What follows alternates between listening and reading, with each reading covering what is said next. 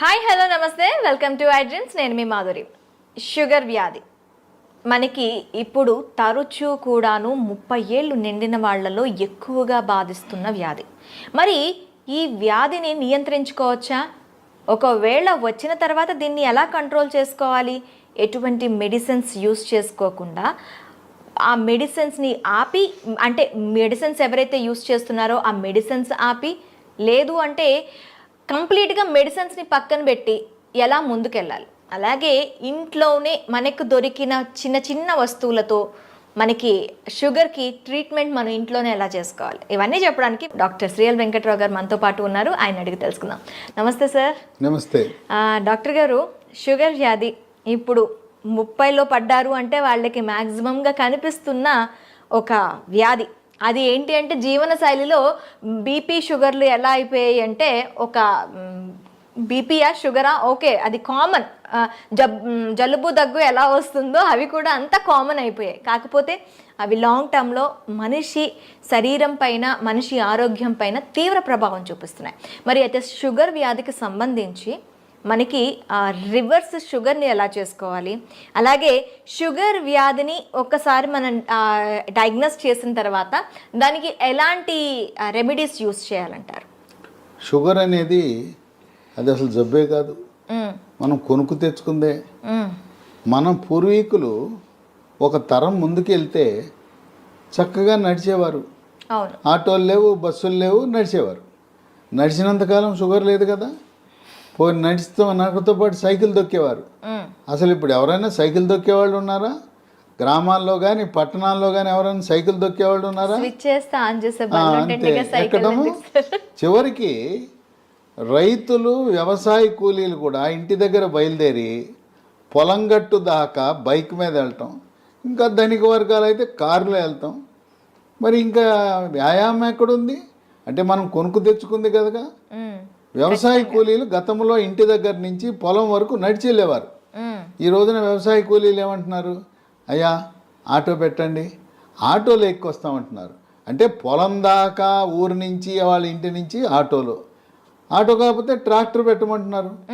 Tractor దాంట్లో టైలర్లో ఎక్కి వెళ్తున్నారు, నడకలేదు. కనుక ఒకప్పుడు షుగర్ అంటే ఇదేదో ధనిక వర్గాలకు మాత్రమే వచ్చేది అనుకున్నారు. ఇవాళ కడు పేదలకి, నిరుపేదలకి, కూలీలకు, వ్యవసాయ కార్మికులకు వస్తూ ఉంది. ఎందుకంటే ఇవాళ అంటే పనులు చేయటంలా 30 ఏళ్ళోళ్ళే కాదు సార్, అంతకన్నా తక్కువ ఉన్న ఏజ్ ఉన్న వాళ్ళకి కూడాను ఇప్పుడు షుగర్ అనేది కనిపిస్తుంది. అంటే గరిష్టంగా 30 ఏళ్ళు అనేది ఒక ప్రామాణికం. ఇప్పుడు శ్రామిక వర్గానికి రాదు, ఇది పేదవాళ్ళ జబ్బు కాదు, అబ్బా కోటీశ్వర్ల జబ్బు అనుకునేవారు, అందుకే షుగర్ అనేవారు. ఇప్పుడు ఏమైంది? మరి కూలి పని చేసుకునే వాళ్ళకు కూడా వస్తుంది. ఎందుకు వస్తుంది? ఇంతకుముందు ఏదైనా తవ్వాలంటే చేతిలో పార ఉండేది, పలుగు ఉండేది, గడ్డపార పొలుగు ఉండేది.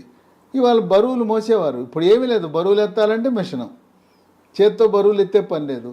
వ్యవసాయ పనులన్నీ కూడా యాంత్రీకరణ జరిగింది. అందువల్ల మనము శారీరక శ్రమ లోపించటం వల్ల ఈ షుగర్ ఎక్కడ చూసినా, ఏ ఇంట్లో చూసినా, పట్టణాలు లేదు, నగరాలు లేదు, ధనిక వర్గాలు, పేద వర్గాలు అందరికి వచ్చేస్తూ ఉంది. ఈ షుగర్ వ్యాధి బరువు అధికంగా ఉన్న వాళ్ళకి వస్తుంది. ఓకే. కనుక బరువుకి షుగర్కి లింక్ ఉంది. బరువు అధికంగా ఉన్న ప్రతి ఒక్కరూ కూడా థైరాయిడ్ గ్రంథి ఏమైనా సరిగా పనిచేస్తుందా లేదా తెలుసుకోవాలి. కనుక thyroid test T3, T4, TSH అనే పరీక్ష విధిగా చేయించుకుని, థైరాయిడ్ లోపం ఉన్నప్పుడు థైరాయిడ్ ట్యాబ్లెట్లు వాడితే బరువు తగ్గుతారు. అంటే డయాబెటిక్స్ ఉన్న వాళ్ళందరికీ థైరాయిడ్ వచ్చే అవకాశాలు ఉంటాయంటారా సార్? అంటే ఇప్పుడు ఎట్లయితే షుగరు, బీపీ అన్నదమ్ములో బరువు అధికంగా ఎవరైనా ఉన్నా చాలామంది చెప్తారు, నేను గుప్పిడి అన్నమే తింటానండి, ఇంతలా ఉన్నానేంటి అంటారు. గుప్పిడి అన్నము ఇంతలా ఉండడానికి కారణం ఏంటంటే థైరాయిడ్ గ్రంథి సరిగా పనిచేయటం లేదు. ఓకే. కనుక బరువు తగ్గటం అనేది షుగర్ నియంత్రణకు చాలా కీలకము. థైరాయిడ్ చేయించాం, నార్మల్ ఉంది, దాంట్లో సమస్య లేదు. అప్పుడు బరువు తగ్గడానికి ప్రకృతి ప్రసాదించిన మహాబీర విత్తనాలు అని ఉన్నాయి. ఇవి వన తులసి గింజలు. రాత్రిపూట ఒక స్పూను గింజలను గ్లాసు నీళ్ళల్లో నానబెట్టి రాత్రంతా నానిన తర్వాత ఉదయం పరగడుపున ఈ గింజలు నీళ్లు కలిపి తాగేస్తే చక్కగా బరువు తగ్గుతారు. బరువు తగ్గితే నిదానంగా షుగర్ కూడా తగ్గిపోతుంది. ఓకే. బరువుకి షుగర్కి లింక్ ఉంది. తర్వాత ఈ మధ్య కాలంలో చిన్న పిల్లలకి యుక్త వయసులో కూడా షుగర్ వస్తుంది. దాన్ని టైప్ 1 డయాబెటీస్ అంటారు. ఆ టైప్ 1 డయాబెటీస్ అనేది మందులు లేకుండా దాన్ని నియంత్రించడం కష్టం. ఓకే. చిన్న వయసులో వచ్చే షుగర్ వ్యాధికి ఇన్సులిన్ తప్పదు. అది ఇన్సులిన్ ఆధారిత షుగర్ అంటారు. అయితే అదృష్టవశాత్తు 100 మందికి షుగర్ ఉంటే 90 మందికి ఈ టైప్ 2 డయాబెటీస్ అంటే 40 ఏళ్ళు దాటి బరువు ఎక్కువ ఉన్న వాళ్ళకి వస్తూ ఉంటుంది. ఓకే. ఆ విధంగా బరువు నియంత్రణ ముఖ్యం. ఆహార నియమాలు 1983లో అన్న ఎన్టీ రామారావు ముఖ్యమంత్రి కాకముందు ఉత్తరాంధ్రలో, రాయలసీమలో, తెలంగాణలో ప్రజలంతా ఏం తినేవారు? రాగి, జొన్న, సజ్జ, కొర్రలు, అరిగెలు, సామెలు, ఊదలు. ఇవి తిన్నంత కాలము ఈ షుగర్ వ్యాధి అడ్రస్ ఉండేది కాదు. అన్న ఎన్టీఆర్ ఏం ఆలోచించాడు? ధనిక వర్గాలే బియ్యం తింటున్నారు, పేదోళ్ళంతా ఈ గింజలు, ఈ చిరుధాన్యాలు తింటున్నారు. ఇప్పుడు చిరుధాన్యాలు చాలా చౌకగా ఉండేవి. అవును, మొన్నటి వరకు చిరుధాన్యాలు తక్కువగానే ఇప్పుడు చిరుధాన్యాల గురించి అవగాహన కలిగి చిరుధాన్యాల రేటు మంటెత్తిపోతా ఉంది. బియ్యం రేటు కంటే 4 రెట్లు ఉంది. ఆ రోజుల్లో పేదవాళ్ళు తర్వాత కిలో బియ్యం ఖరీదు 10 రూపాయలు ఉంటే ఇవి కిలో రూపాయి 2 రూపాయలు ఉండేది. ఆయన పెద్ద మనసుతో సమానత్వం కావాలి, పేదవాడికి కూడా బియ్యం ఇవ్వాలని కిలో 2 రూపాయల బియ్యము. ఇక తదుపరి పోటీపడి కిలో రూపాయి బియ్యం. ఇవాళ మోడీ గారు అయితే ఆయన ఉచితంగా ఇస్తున్నాడు. గత 3 సంవత్సరాలుగా ఆయన కోవిడ్ వచ్చినప్పటి నుంచి నేటి వరకు కూడా పేదవాళ్ళకి నెలకి 5 కేజీల చొప్పున ఉచితంగా బియ్యం ఇస్తున్నాడు. ఈ బియ్యం తింటున్నాం, చక్కగా షుగర్ని పెంచుకుంటున్నాం.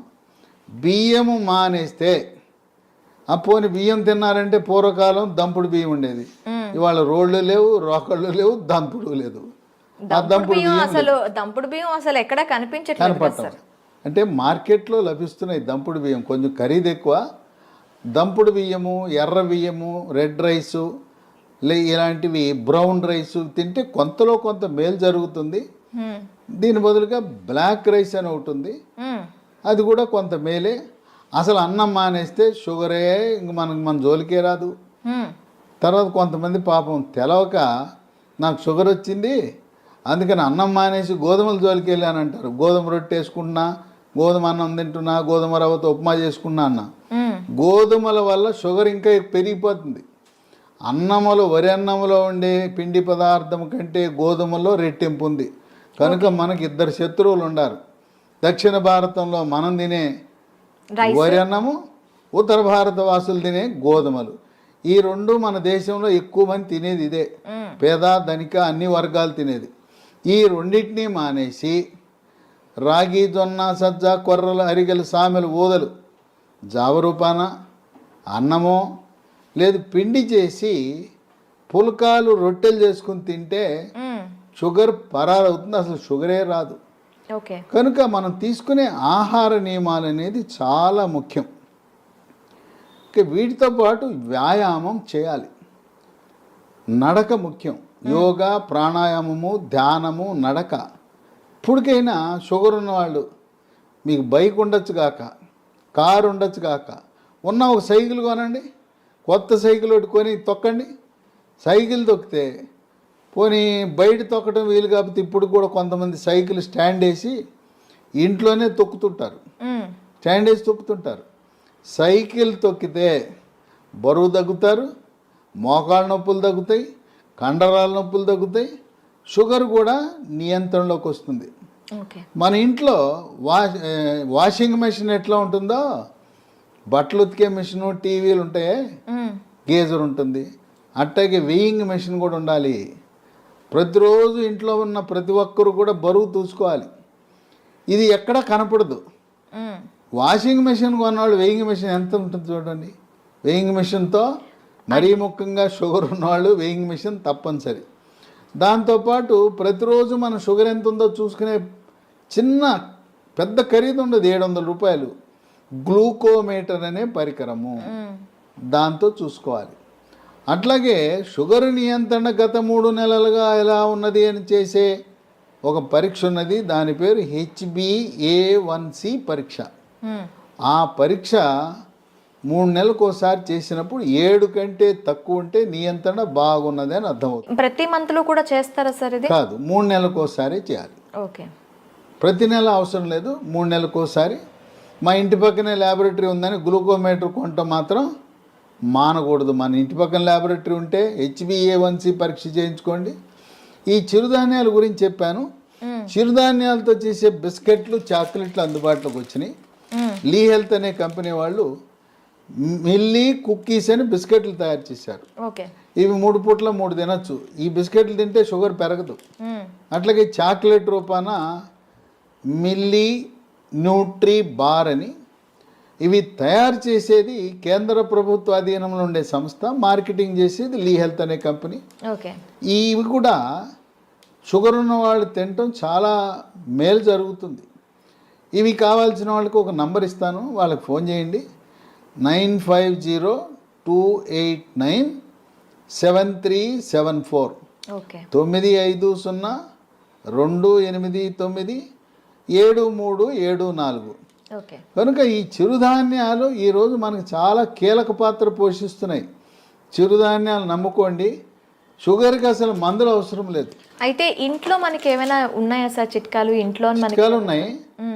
మీకు ఎవరైనా మీకు కొన్ని లక్షణాలు కనపడినప్పుడు ఒంటి మీద నల్లటి రంగు, మెడ ముందు బాగా నల్లగా అవుతుంది, లేదా కంటి మీద రెప్పల మీద కురుపులు, మూత్రంలో చీమకణాలు, మహిళలకైతే తరచుగా వైట్ డిశ్చార్జ్ తెలిపోవటం, ఇలాంటి లక్షణాలు కనపడి షుగర్ పరీక్ష ఏమి తినకుండా చేయించినప్పుడు షుగర్ మొట్టమొదటిసారిగా బయటపడితే మీరేమి నిరాశ నిస్పృహకు గురవద్దు. అసలు ముందు డాక్టర్ రాసేస్తాడు, పేజీ నిండా రాసేస్తాడు మందులు, రాంచుకోండి.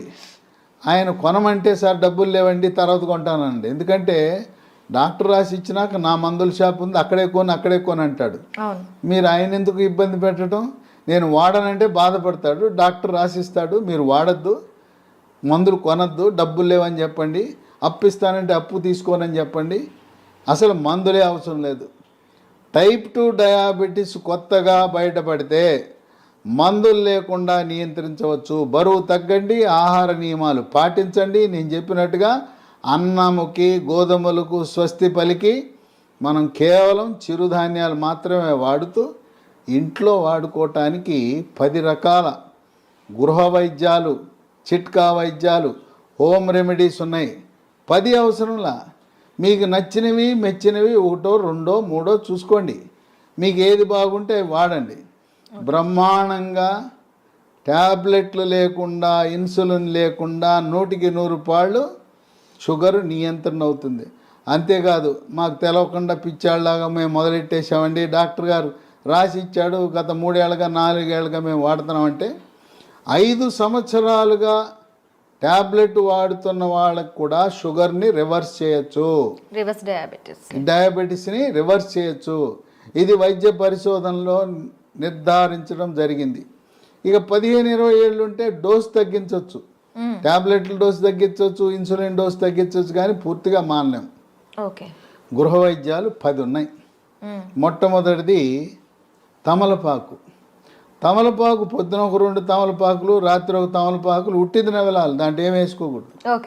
ఇక 2 మెంతిపొడి. ఉదయం 1 స్పూన్ మెంతిపొడి, రాత్రి 1 స్పూన్ మెంతిపొడి నీళ్ళలో కలుపుకొని తాగాలి. ఇక మెంతులు రాత్రిపూట నానబెట్టి నానిన మెంతులను నవిలేస్తూ ఆ నీళ్ళను కూడా తాగుతారు కొంతమంది.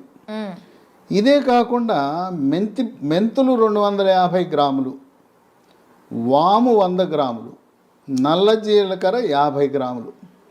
ఈ 3టిని విడివిడిగా దోరగా వేయించి చల్లారిన తర్వాత 3టిని కలిపి మిక్సీలో వేయాలి. పొడిని ఒక సీసాలో పెట్టుకుని ఉదయం 1 స్పూను, రాత్రి 1 స్పూను, అంటే దీంట్లో వేయవలసింది మెంతులు 250 గ్రాములు, వాము 100, జీలకర్ర మామూలు జీలకర్ర కాదు, నల్ల జీలకర్ర 50 వాడితే కొంచెం చేదు ఉంటుంది కానీ బ్రహ్మాండంగా పనిచేస్తుంది. కేవలం మెంతి పొడే కాకుండా ఈ 3 కలిపితే ఇక ఏ ట్యాబ్లెట్ అవసరమే ఉండదు. ఓకే. ఇక 3 ఇన్సులిన్ మొక్కలు దొరుకుతాయి. ఉదయం 1 కానీ 2 కానీ మీ అవసరాన్ని బట్టి గ్లూకోమీటర్ పరీక్షను బట్టి ఉదయం 1 2 ఆకులు రాత్రి 2 ఆకులు నవిలేయటమే. ఇంట్లో మొక్కలు పెట్టుకోండి, కుండీలో కూడా పెట్టుకోవచ్చు.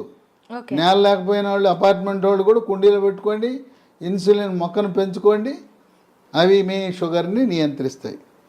ఇక 4 మన గ్రామాల్లో ఎక్కడ చూసినా జామ ఆకులు ఉంటాయి, జామ చెట్లు ఉంటాయి. జామ ఆకులు ఒక 8 ఆకులు తీసుకుని ఓ 1/2 లీటర్ నీళ్ళు తీసుకుని దాన్ని గ్యాస్ స్టవ్ మీద పెట్టి మూత పెట్టి సిమ్లో పెట్టి 1/2 గంట కాయాలి.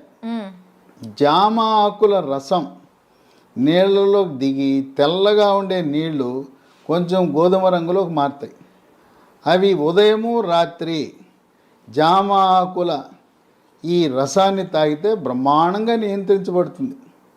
ఇక 5 జామ ఆకులు ఎలా వాడామో మామిడి ఆకులు 8 జామ ఆకులు బదులు 8 మామిడి ఆకులు ఉదయము రాత్రి వాడండి. ఇంకొక వరుస ఏంటంటే సోమవారం నాడు మీరు జామ ఆకులు వాడితే మంగళవారం మామిడి ఆకులు రోజు మార్చి రోజు ఒక ఆకు వాడుతూ ఉండండి. లేదు ఇంకా కావాలంటే 3వ రోజు ఇన్సులిన్ ఆకులు వాడండి.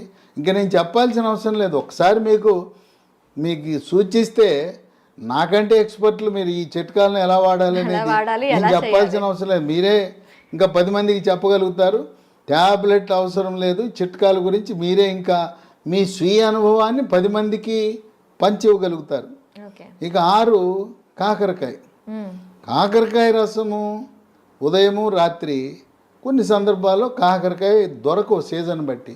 కాకరకాయ రసం కూడా షుగర్ని బాగా నియంత్రిస్తుంది.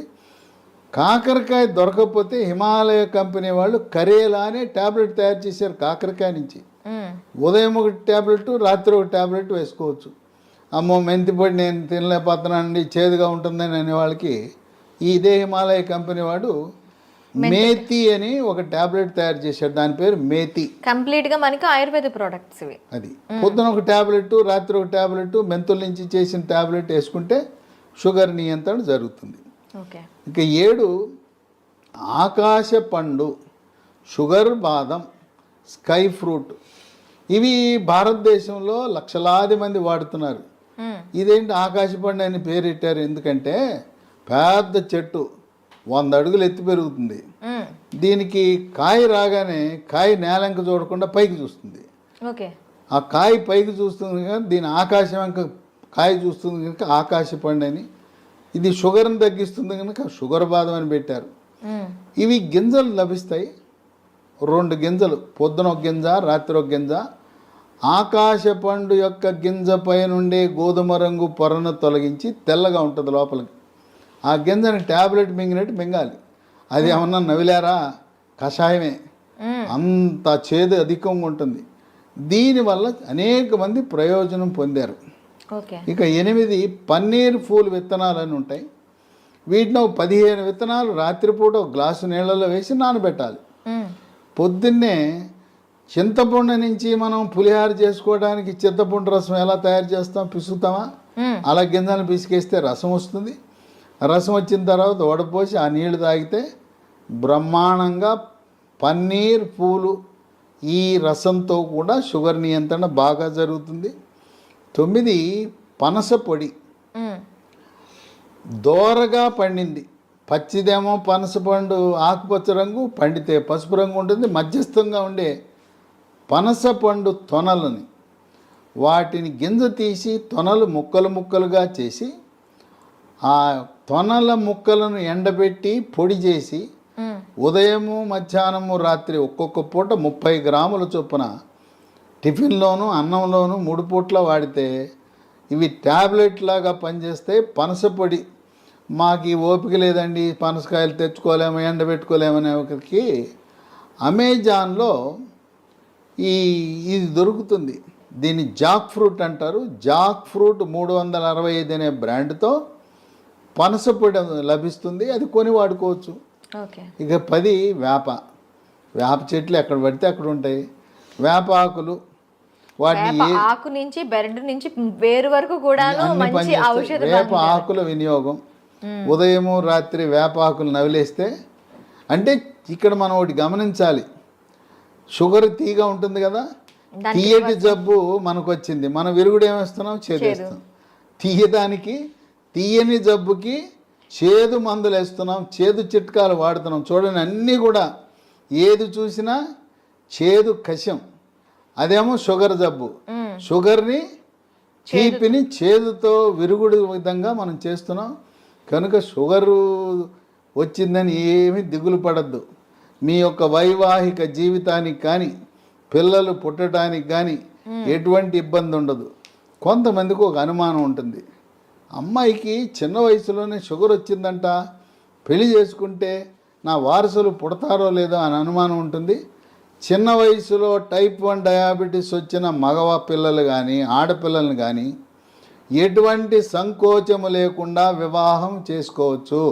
ఓకే, సంసార జీవితానికి కానీ పిల్లలు పుట్టడానికి కానీ ఎటువంటి ఆటంకము కాదు. చిన్న వయసులో ఉంటే ఇన్సులిన్ కావాలి, పెద్ద వయసులో బయటపడితే మన ఆహార నియమాలు, గృహ వైద్యాలు, బరువు తగ్గటము, వీటితో సంపూర్ణంగా నియంత్రించవచ్చు. ఈ వీడియోని 10 మందికి షేర్ చేయండి. ఈ సమాచారం మీలోనే దాచుకోకుండా మీ సోషల్ మీడియా ద్వారా, మీ వాట్సాప్ ద్వారా, మీ స్నేహితులకు, బంధువులకి, తెలిసిన వాళ్ళందరికీ కూడా దీన్ని షేర్ చేసి దీన్ని పంపించి అందరూ దీనివల్ల ప్రయోజనం పొందేలా ఒక సందేశం వెళ్ళాలి. షుగర్ వ్యాధి ఉంటే దిగులు చెందవద్దు, షుగర్ వ్యాధిని చేదు వస్తువులతో మనం తిప్పి కొట్టచ్చు అనే సందేశం సమర్థవంతంగా మనం ప్రచారం చేద్దాం. Okay sir, thank you very much. చూసారు కదా, ప్రతి ఇంట్లో కూడా షుగర్ బారిన పడి బాధపడుతున్న వాళ్ళు చాలామంది ఉంటారు. వాళ్ళందరికీ కూడాను ఈ సమాచారం అనేది ఖచ్చితంగా అందాలని ఐ డ్రీమ్ తరపున కోరుకుంటున్నాం. మరొక అంశంతో మీ ముందుకు వస్తాం. Stay with us.